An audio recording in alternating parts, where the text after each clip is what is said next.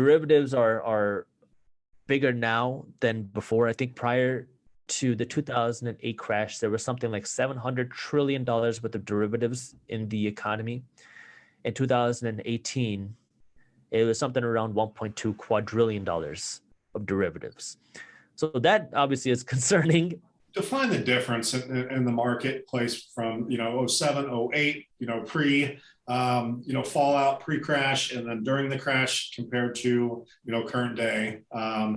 Just for, I wouldn't call them the layman, but just kind of in a nutshell, what are the differences there? Because there's very distinct differences between now. Sure. Well, let me start by saying this. Home prices the housing market futures is very uncertain. But for people who are looking to buy a home, that's okay. Just make sure you can buy what you afford. I'm a real estate investor. I'm still buying properties. I'm just being way pickier now than it was before because it's way harder to find a good deal. And so it's just be smart with what you buy. And spend some extra time doing research and don't overpay. Don't get emotional. I mean, that's the reality because we don't know how long whatever's going on will last. It's impossible to predict that. Prior to the 2008 crash, we had a few things happening. We had first a boom in variable interest rate mortgages, which meant if you go out to buy a home, it might be a 5% interest rate mortgage, but you get to come in on a 1.99% teaser interest rate for the first 3 years or 5 years. And then after that teaser rate, then mortgage rates go up. And there was a lot of behind the scenes things going on where bankers would really just advertise a teaser rate and people were not financially educated or they were lied to, whatever it was, where they didn't know how much mortgage payments would go up by. And bankers always told you that, mortgage rates will go up. And if they do, if it becomes too expensive, don't worry, you can just refi out in 3 to 5 years or 7 years, and then you could just lock in a cheaper interest rate mortgage. So everyone saw the upside, but no one saw the downside.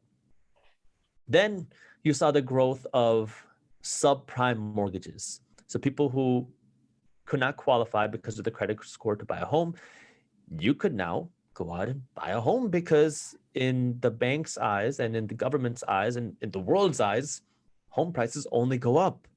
And the government was really pushing home ownership for everybody as the solution and as the cure to poverty and building wealth. Home ownership needs to be a right for everybody. And this is it's maybe a little bit extreme, but that's kind of the direction that they were going, that everybody needs to own a home, or it should at least be accessible to everybody.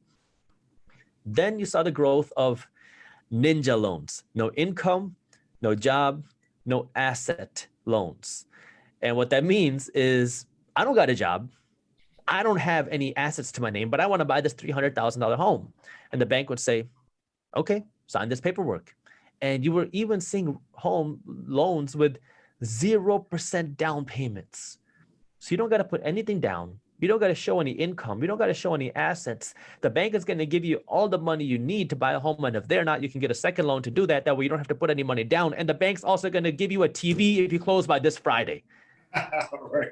This was the insane things that we were seeing. I think I saw that commercial. Yeah, I think I saw that exact commercial. Right. And so it sounds funny, but this is the reality of what was going on. So we had risky lending going on, and this was on the consumer side, on what banks did with consumers. Then what happened was mortgage rates went up, and all these people who were on these variable interest rate mortgages now saw their payments double, sometimes even triple. So you went from paying $1,500 a month, or let's go even easier. You were paying $500 a month, and now your payment went up to $1,800 a month. How are you going to afford that new payment when you were going paycheck to paycheck at $500 a month? And so now you said, okay, well, the banker said, let me refinance out of my mortgage and get a lower, cheaper interest rate mortgage and lock it in. Well, home prices started to go down, and now you couldn't refinance. You had no equity in your home, and now you couldn't sell because you had to bring $20,000 to the closing table if you wanted to sell. So now you either walk away or you find a way to pay that extra $1,300 a month. So that was a trigger of the housing market crash. But the real kind of explosion then happened in the derivatives market, because then what happened was banks, which is still happening right now, this derivative stuff is still kind of going on, where banks were, they would take your loans, chop them up, sell them as certain investments. They would market them as these perfect investments, sell them for these high prices, and then they would get insurance against their investments. So it just became this whole kind of behind the scenes, people selling the same investment again and again and again and again and again, leveraging their investments up. So then when the housing prices started to go down, it wasn't just the housing market, it became the whole financial sector, because you had all of Wall Street betting on the housing market, and not just betting on the housing market, but betting on the same deal 10 times or 100 times. And that was just propped up with infinite amounts of leverage. So when home prices started to go down a little bit, it affected the economy 100 times over. And so, that derivative market has not gone away. I mean, derivatives are bigger now than before. I think prior to the 2008 crash, there was something like $700 trillion worth of derivatives in the economy. In 2018, it was something around $1.2 quadrillion of derivatives. So that obviously is concerning, Sure. But on the consumer side, things are not the same. Now, that is something you want to pay attention to, because, like I said, I like to talk to bankers just to see what's going on. Now, there's no real answer. I just had to say, how's the housing market doing? Are people still buying homes like crazy? Just kind of see what how they're doing. And they're very open, because bankers love talking about the commissions that they get on selling homes. So they start talking about it. And what was interesting is, we're recording this in October. I think it was September that somebody told me that their variable interest rates are becoming popular again. And I said, what are you talking about? I don't remember the last time I've seen one. Yeah. And he said, people were having because when mortgage rates started to go above 3, people were having a tougher time buying a home. And then he said, yeah, I mean, people can get a variable for the first 5 years at 1.99. And I said, you got to be kidding me. Now, obviously, is it as popular as there was before the 2008? No.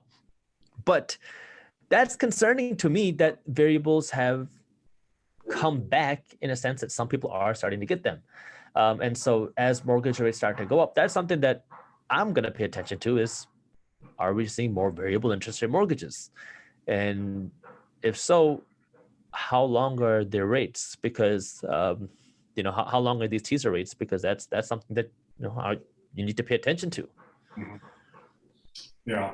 So obviously very distinct differences between what's going on right now. Obviously, we're not anticipating a crash like that. We don't have the subprime. Banks have learned the hard way. They've been governed much harder since then. Obviously, they don't have the same leeway. They've got reserves now that are required, that they did not have those checks and balances back then. So don't see that happening again, but I'd love to kind of lay out those distinctions. So if you want more information like this, if you want us to bring special guests like Jaspreet back here on the channel, go ahead and smash that thumbs up below, guys. If you're a subscriber already, thanks for joining us again today. If you are not, or someone that could get value out of this information, go ahead and recommend that they subscribe as well. And ding that bell notification below. That's going to give you notifications and updates as we're bringing additional content like this on the VIP Financial Education YouTube channel, where we talk about all things credit, capital, and cash flow. Thanks for joining us. Until next time, guys, take care and make it a great day. Thank you, man. It was a great time.